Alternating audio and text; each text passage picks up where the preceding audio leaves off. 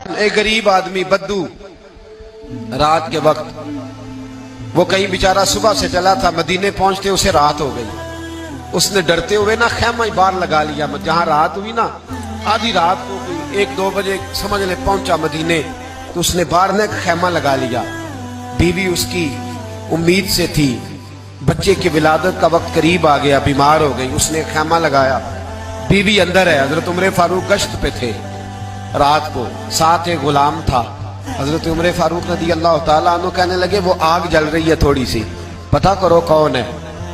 तो आपका गुलाम पता करने गया तो बद्दू ने डांट दिया, कहने लगे जाओ तुम्हें क्यों बताऊं। हजरत उमर खुद गए, कहने लगे मुसाफिर भाई बता तो सही। कहने लगा जी छोड़े, मैं आपको क्यों बताऊं, मैं कौन हूं, कैसे आया हूं। फरमाया खैमे के अंदर से कराहने की आवाज आती, कोई दर्द से चीख रहा है, बता हमें बात क्या है। कहने लगा जी मैं फलां बस्ती फलां इलाके का एक गरीब हूँ, अमीरुल मोमिनीन उमर फारूक से मिलने आया हूँ और रात हो गई है तो यहाँ खैमा लगाया है, सुबह मैं उनसे मिल के चला जाऊंगा। तो रात को तकलीफ देना पसंद नहीं किया, तो मेरी बीवी उम्मीद से थी, अब बच्चे की विलादत का वक्त करीब है, पास कोई नहीं। हजरत उमर कहने लगे तू ठहर, मैं अभी आया।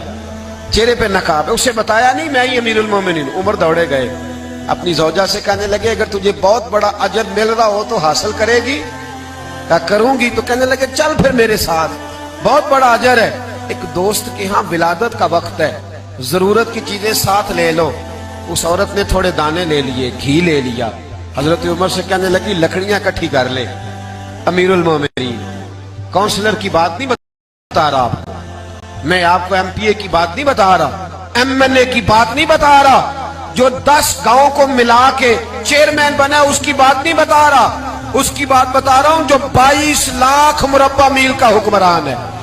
उसकी बात बता रहा हूं जो गली से गुजरे तो शैतान रास्ता ही बदल जाता है। उसकी बात बता रहा हूं जिसके बारे में मेरे मुस्तफा करीम सल्लल्लाहु ताला अलैहि वसल्लम ने फरमाया मेरा उम्र तो वो है कि 950 साल हजरत जिब्रील भी इसकी शान बयान करें तो अजमत खत्म नहीं होती। इतना बड़ा शख्स।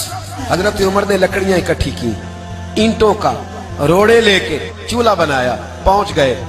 आपकी जौजा कहने लगी ये थोड़े दाने डालने, घी डालने और एक लकड़ी लेके इसको हिलाएं, तैयार करें। खुद जौजा अंदर चली गई, हजरत उमर बाहर पकाने लगे।